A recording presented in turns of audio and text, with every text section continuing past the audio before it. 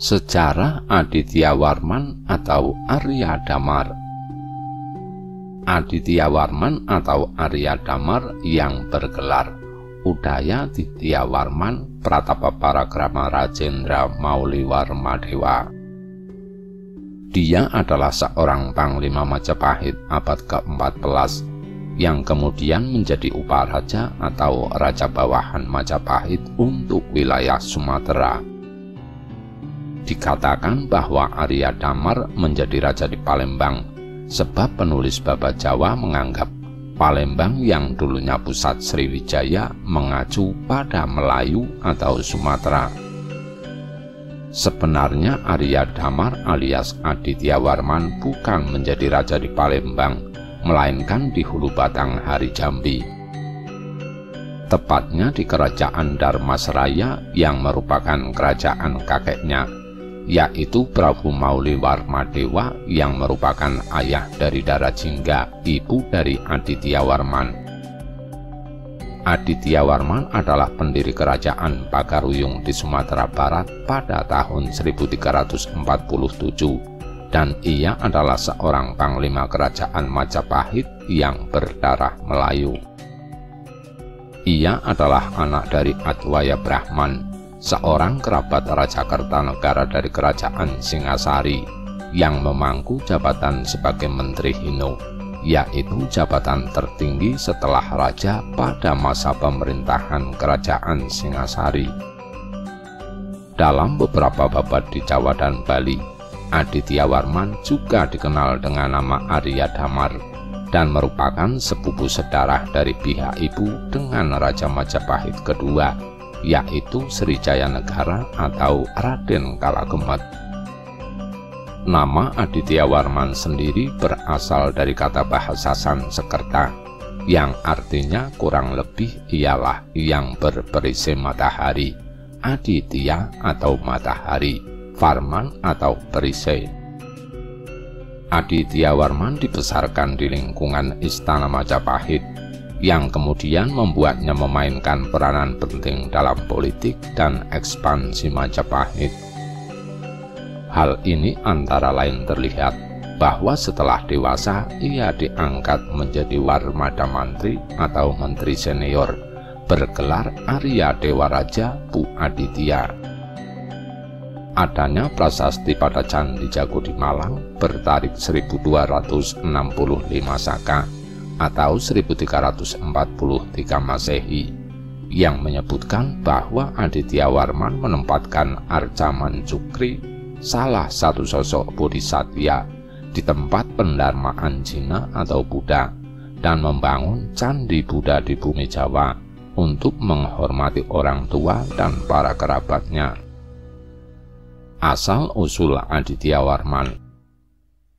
Untuk mengetahui siapa sebenarnya Adityawarman, perlu kita tinjau kembali hasil dari ekspedisi Pamalayu oleh Kartanegara pada tahun 1275 di bawah pimpinan Mahesa Anagrang.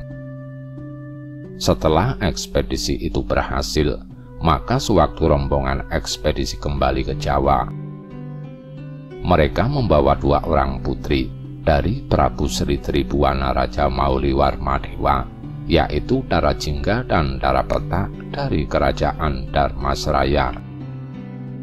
Sesampai di Jawa, kerajaan Singasari telah runtuh dan telah muncul kerajaan baru sebagai penerus kerajaan Singasari, yaitu kerajaan Majapahit.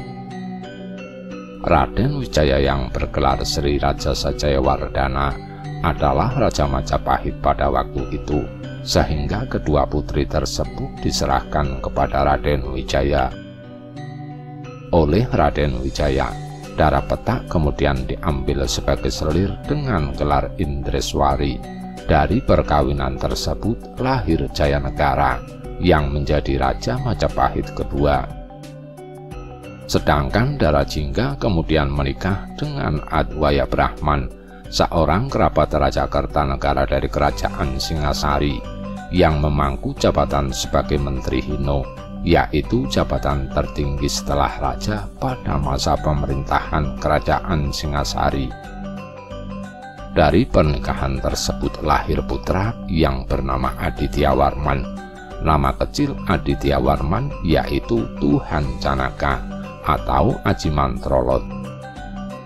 Dengan demikian, Aditya Warman merupakan keturunan dari dua darah kaum bangsawan, satu darah bangsawan Sumatera dan satu darah bangsawan Majapahit. Raja Majapahit yang kedua yaitu Jayanegara adalah saudara sepupu dari Aditya Warman. Aditya Warman sendiri menggunakan gelar Mauli Warmadewa.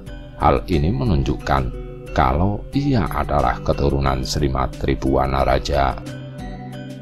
Maka dapat disimpulkan kalau Dara Jingga dan juga Dara Petak adalah putri dari Raja Dharmasraya tersebut. Sumber lain menyebutkan bahwa keduanya lahir dari permaisuri Raja Melayu bernama Putri Renomandi. Aditya Warman lahir tepatnya di Sikuntur dekat nagari Sijunjung.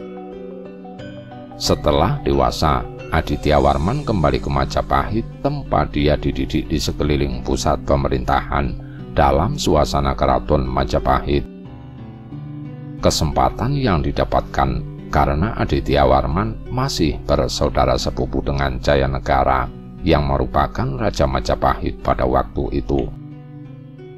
Mengenai tempat kelahiran Aditya Warman dan hubungan kekeluargaannya dengan kerajaan Majapahit diperkuat oleh Binoto yang mengatakan bahwa Aditya Warman adalah seorang putra Sumatera yang lahir di daerah aliran Sungai Kampar dan besar kemungkinan dalam tubuhnya mengalir darah Majapahit. Hubungan dengan kerajaan Majapahit bersifat genealogis dan politis. Aditya Warman dididik ilmu perang dan ilmu ketatanegaraan oleh Majapahit, sehingga di keraton Majapahit kedudukan Aditya Warman sangat tinggi, yaitu berkedudukan sebagai salah seorang menteri atau Perdana Menteri yang diperolehnya bukan saja karena hubungan darahnya dengan Raja Majapahit, tetapi juga berkat kecakapannya sendiri. Aditya Warman mempunyai kedudukan yang setara dengan Empu Nala dan Mahapatih Gajah Mada. Karena itu Aditya Warman adalah salah seorang Tritunggal Kerajaan Majapahit. Tahun 1325, Raja Jayanegara mengirim Aditya Warman sebagai utusan ke negeri Cina yang berkedudukan sebagai duta. Bersama dengan Patih Gajah Mada, Aditya Warman ikut memperluas wilayah kekuasaan Majapahit di Nusantara. Tahun 1331, Aditya Warman memadamkan pemberontakan Sadeng dengan suatu perhitungan yang jitu. Tahun 1332 dia dikirim kembali menjadi utusan ke negeri Cina dengan kedudukan sebagai duta. Setelah Bali berhasil ditundukkan, Aditya Warman akhirnya kembali ke Majapahit dan atas jasa-jasanya oleh Ratu Tribuana Wijaya Tunggadewi pada tahun 1347. Aditya Warman diangkat sebagai wakil atau uparaja kerajaan Majapahit di Sumatera untuk menanamkan pengaruh Majapahit di Sumatera. Aditya Warman memutuskan pergi ke Sumatera karena dengan lahir dan semakin dewasanya Hayam Wuruk tidak ada lagi kesempatan bagi Aditya Warman untuk menjunjung mahkota kerajaan Majapahit sebagai ahli waris yang terdekat. Pada sisi lain, kedatangan Aditya Warman ke Dharmasraya selain menemui kakeknya, juga mempunyai tugas khusus, yaitu merebut kembali daerah lada Sungai Kuntu dan Sungai Kampar. Dahulu sesudah Pamalayu, menurut ceritanya, daerah kaya ini tunduk pada kekuasaan Singosari. Setelah kerajaan Singosari runtuh dan Majapahit belum lagi begitu kuat, daerah-daerah Kuntu atau Kampar tersebut dapat direbut oleh Kesultanan Aruparumun yang telah memeluk agama Islam. Pada tahun 1347, Adityawarman dinobatkan menjadi Raja Minangkabau bergelar Dang Tuanku atau Sultan Rumandung. Pernikahan Adityawarman dengan putri bungsu melahirkan anak yang bernama Ananggawarman. Hal ini dapat dibuktikan dengan prasasti yang dipahatkan pada bagian belakang arca Amogapasa dari padang candi. Dalam prasasti itu Adityawarman memakai nama Udayadityawarman Pratakrama Rajendra Mauliwarma Dewa dan bergelar Maharaja Diraja. Adityawarman dididik dan dibesarkan di Majapahit dan pernah menjabat beberapa jabatan penting di kerajaan Majapahit, sehingga paham betul dengan seluk-beluk pemerintahan di Majapahit. Dengan demikian, corak pemerintahan kerajaan Majapahit sedikit banyaknya berpengaruh pada corak pemerintahan Adityawarman di Pagaruyung. Hal ini dibuktikan pada prasasti yang ditinggalkan Adityawarman. Terdapat nama Dewa Tuhan Perpati dan Tumanggung yang oleh Binoto dibaca Datuk Perpati nan Sabatang dan Datuk Katumanggungan. Selama pemerintahannya, Adityawarman berusaha membawa kerajaan Pagaruyung ke puncak kejayaannya. Dalam usaha memajukan kerajaan itu, Adityawarman mengadakan hubungan dengan luar negeri, yaitu dengan Cina. Tahun 1357, 1375, 1376, Adityawarman mengirim utusan ke negeri Cina. Pemerintahan Adityawarman Pagaruyung yang berlangsung dari tahun 1349 sampai 1376, kerajaan Pagaruyung berada di puncak kejayaannya. Bahkan dapat dikatakan pada waktu Indonesia bagian barat dikuasai kerajaan Pagaruyung dan Indonesia bagian timur berada di bawah pengaruh kekuasaan Majapahit.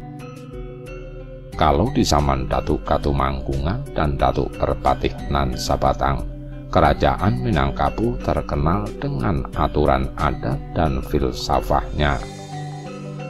Maka di zaman Bundo Kanduang, Adityawarman dan Ananggawarman kerajaan Minangkabau terkenal dengan keahlian Cindurmato sebagai panglima perangnya. Adityawarman penganut Buddha Tantrayana. Adityawarman adalah tokoh penting dalam sejarah Minangkabau. Di samping memperkenalkan sistem pemerintahan dalam bentuk kerajaan, dia juga membawa suatu sumbangan yang besar bagi alam Minangkabau. Kontribusinya yang cukup penting itu adalah penyebaran agama Buddha. Agama ini pernah punya pengaruh yang cukup kuat di Minangkabau. Terbukti dari nama beberapa nagari di Sumatera Barat, dewasa ini yang berbau budaya atau Jawa seperti Saruwaso, Pariangan, Padang Barhalo, Candi, Biaro, Sumpur, dan Selo. Adityawarman diperkirakan penganut yang taat dari agama sinkretis Buddha Tantrayana dan Hindu Siwa, sebagaimana yang banyak dianut oleh para bangsawan Singasari dan Majapahit. Ia diperlambangkan dengan arca Bhairawa Amogapasa. Selama masa pemerintahannya di Pagaruyung, Adityawarman banyak mendirikan biaro, bahasa Minang artinya vihara, dan candi sebagai tempat pemujaan Dewa yang Agung.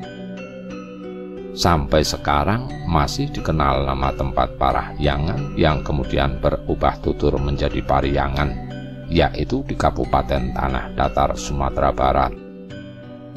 Arca Bhairawa Museum Nasional di Jakarta ditemukan di kawasan persawahan di tepi sungai di Padang-Roco, Kabupaten Sawah Lunto, Sumatera Barat.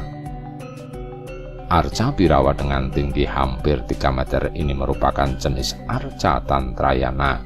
Arca Bhairawa tidak dalam kondisi utuh lagi, terutama sandarannya.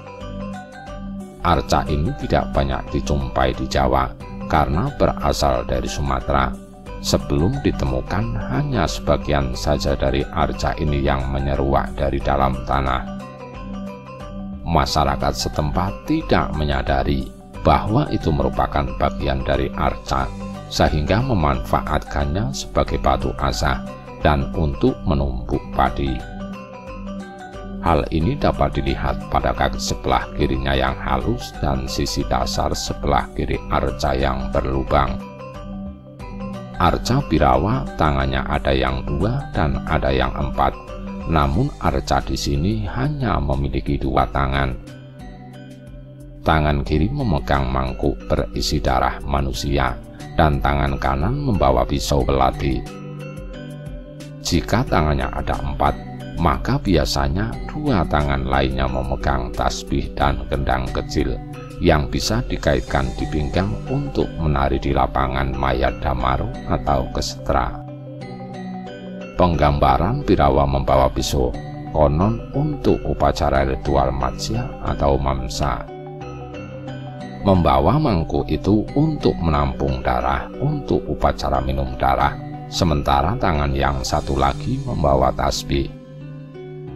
Wahana atau kendaraan siwa dalam perwujudan sebagai siwa Bhairawa adalah serigala, karena upacara dilakukan di lapangan mayat dan serigala merupakan hewan pemakan mayat.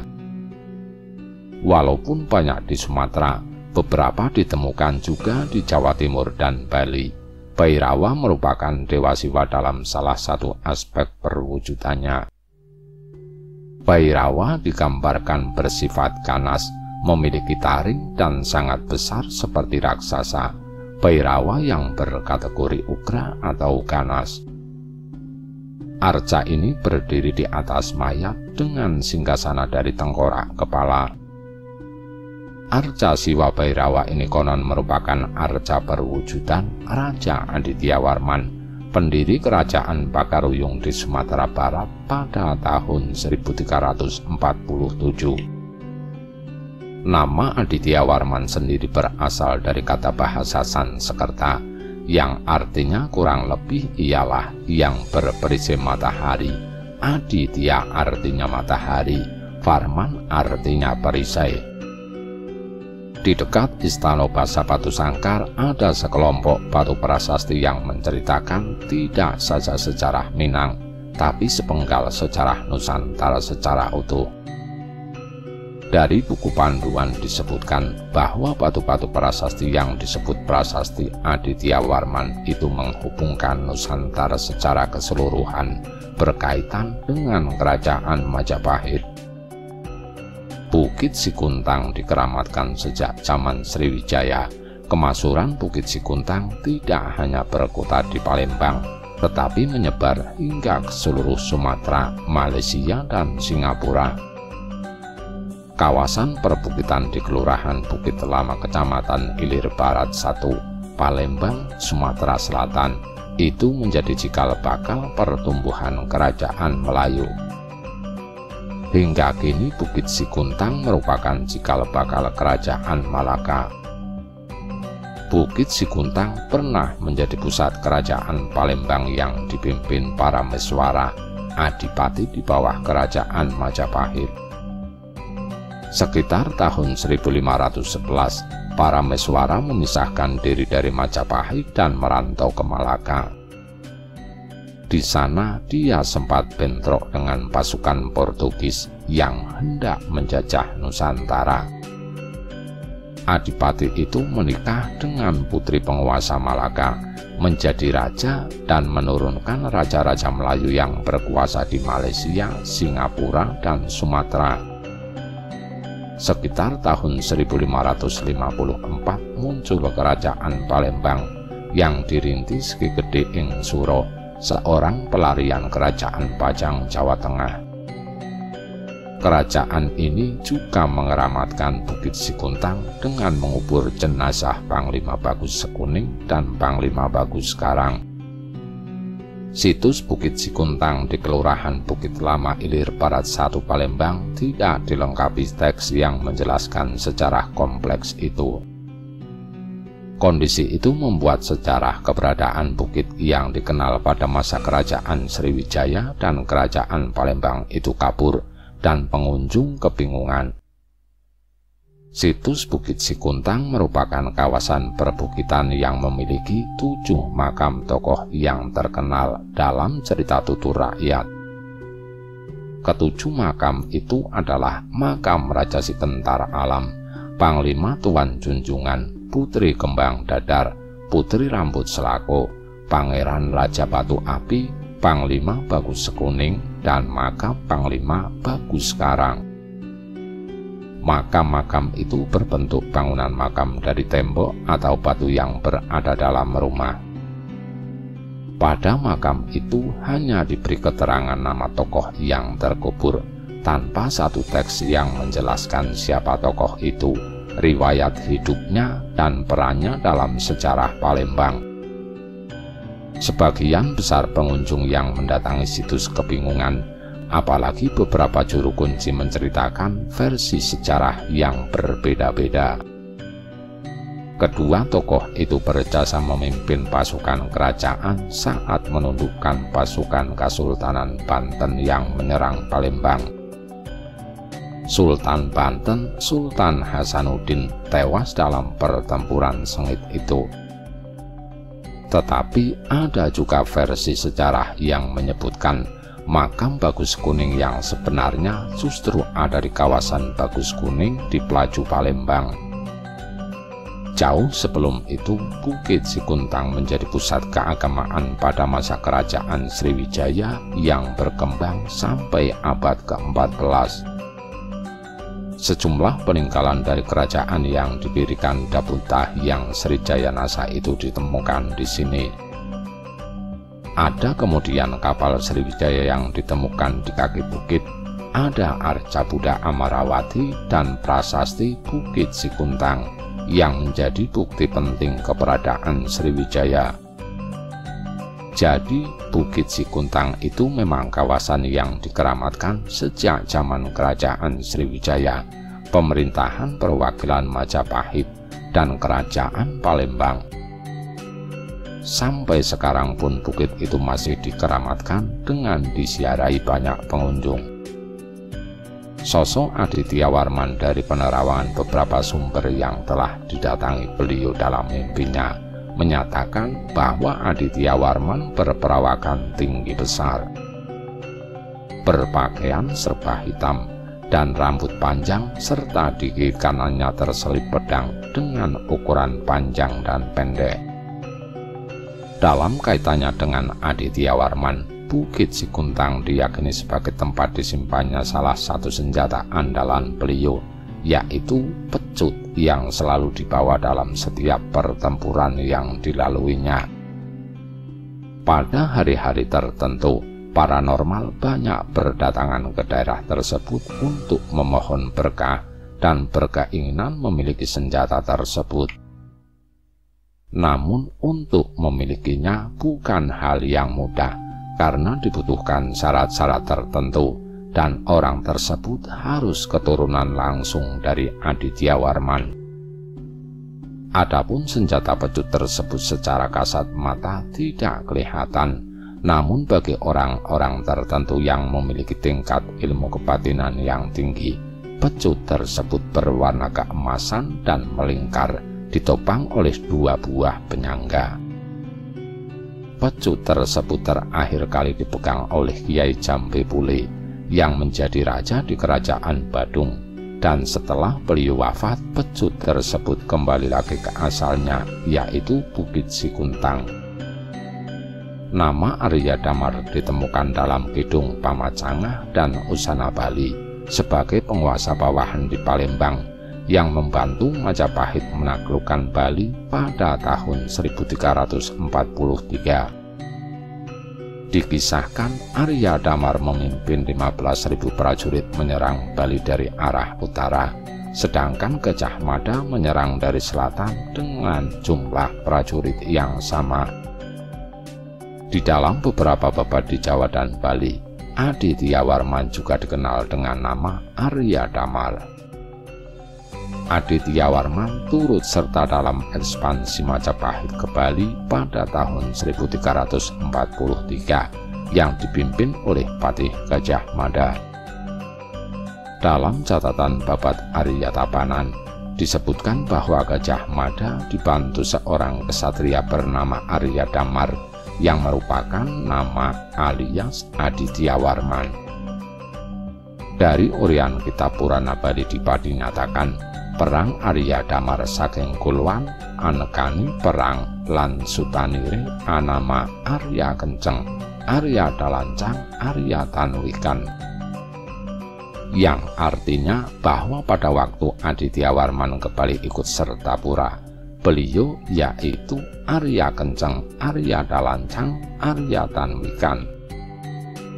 Arya Damar diperkirakan lahir tahun 1294 Masehi dan pada waktu ekspedisi Majapahit ke Bali tahun 1343 beliau diperkirakan berusia 50 tahunan, sehingga sudah sewajarnya mempunyai putra yang sudah menginjak dewasa dan ikut serta berperang membantu ayahnya.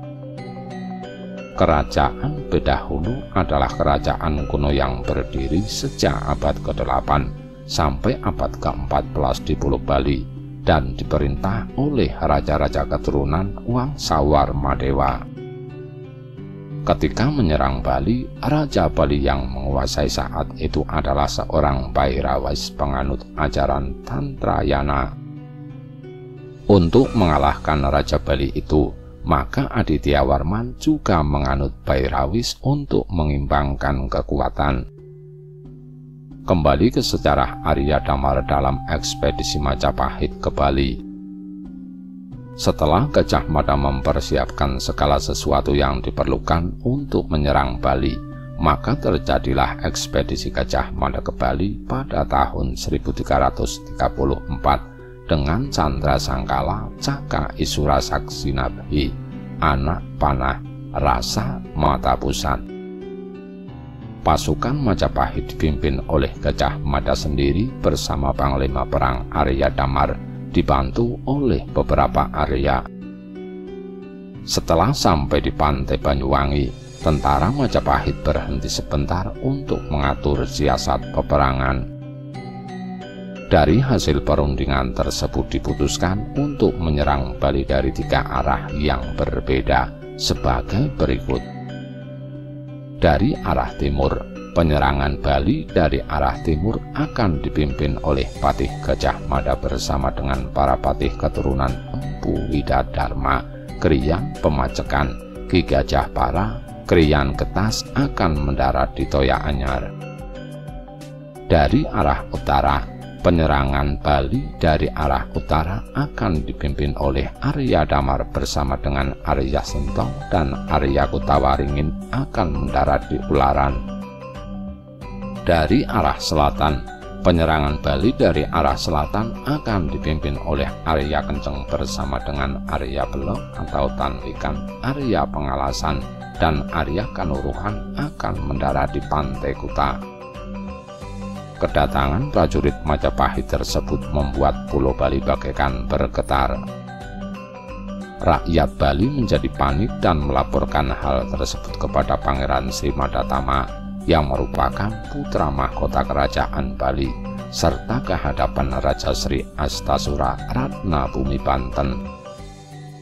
Setelah mendengar laporan tersebut, Raja Sri Astasura Ratna Bumi Banten kemudian mengutus putranya Pangeran Sri Madatama untuk menyelidiki kebenaran berita tersebut.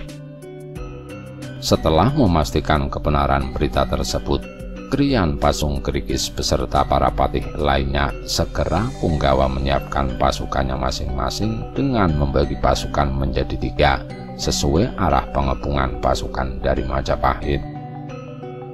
Pertahanan di wilayah utara dijaga oleh Ki Pasungkrikis, Sibuan, dan Kriyan Girikmana. Pertahanan di wilayah barat dijaga oleh Sri Madatama, Ki Tambyak, Ki Walum Singka, dan Ki Kuduk Basur. Pertahanan di wilayah timur dijaga oleh Ki Tunjung Tutur, Kom Kopang, dan Ki Tunjung Biru. Pertempuran di Bali bagian utara tidak kalah serunya. Daerah Ularan dipertahankan oleh Girik Mana, diserang oleh pasukan dari Majapahit di bawah pimpinan Panglima Arya Damar. Terjadi pertempuran antara kedua pimpinan pasukan, yaitu Arya Damar dengan si Girik Mana. Kedua pasukan yang tadinya bertempur menghentikan pertempuran untuk menyaksikan perang tanding kedua tokoh tersebut. Dalam perang tanding yang berlangsung sangat seru tersebut, masing-masing menunjukkan kesaktiannya untuk secepatnya melumpuhkan musuhnya. Sampai akhirnya si Girik Mana tidak mampu menandingi kesaktian Arya Damar, sehingga gugur dalam pertempuran sebagai kesatria sejati. Gugur pula dari pihak kerajaan Bali Kriyan Jembrana sebagai prajurit Yuda. Pasukan Majapahit di wilayah selatan di bawah pimpinan Arya Kenceng menggempur habis-habisan, tiada henti-hentinya mengurung pasukan musuh dari segala arah. Pasukan Ki Kuduk Basur dan Ki Tambya mulai terdesak dan banyak yang mati terluka. Dalam keadaan terdesak, Ki Tambya berhasil mengalahkan Kiai Lurah Belambangan. Tubuhnya dilemparkan oleh Ki Tambya sehingga terpelanting ke tempat yang agak jauh. Kiai Lurah Belambangan menghembuskan nafasnya yang terakhir, gugur sebagai prawira Yuda yang gagah berani. Melihat kawan seperjuangannya gugur, Arya Palancang, Arya Sentong, dan Arya Wangbang dan Kiai Banyuwangi maju bersamaan untuk mengimbangi kekuatan musuh. Ki Tambya adalah seorang patih kerajaan Bali yang sangat teguh dan sakti, sehingga sulit untuk dikalahkan.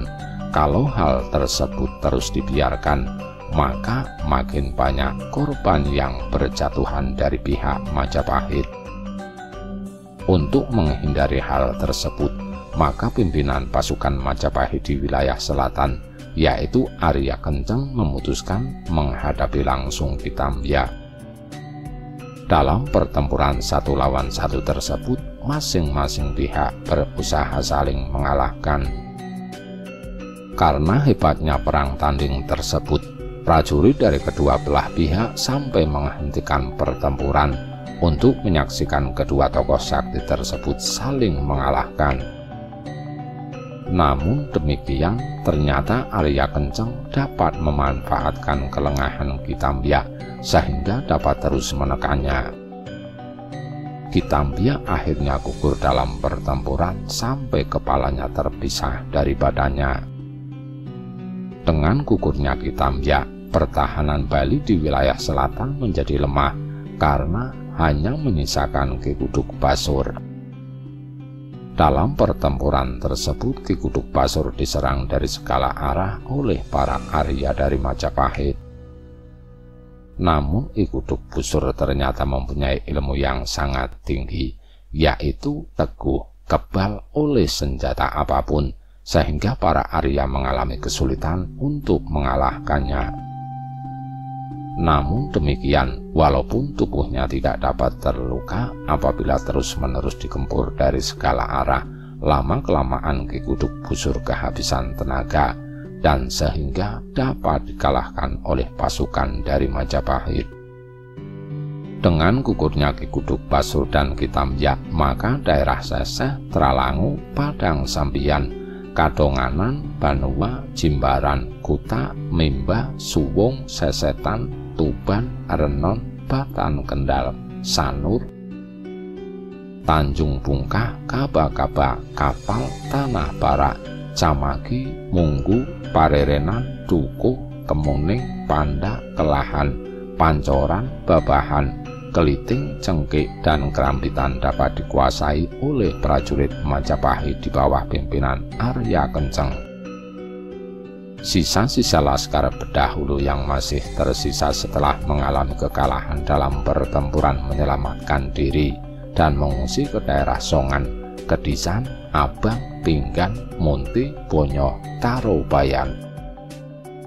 Serahi Sukawana Panaracun Kintamani Kludu Manik Liu, dan ada pula yang mengungsi ke daerah timur seperti Culik, Tista, Marga 3, Muntik, Got, Garbawana, Lokasarana, Garinten, Sekul Kuning, Puhan, Hulakan, Sibetan, Asti, Watuwayang, Kadampai, Bantas, Turamben, Cerucut, Datah, Watidawa, Kutapayem.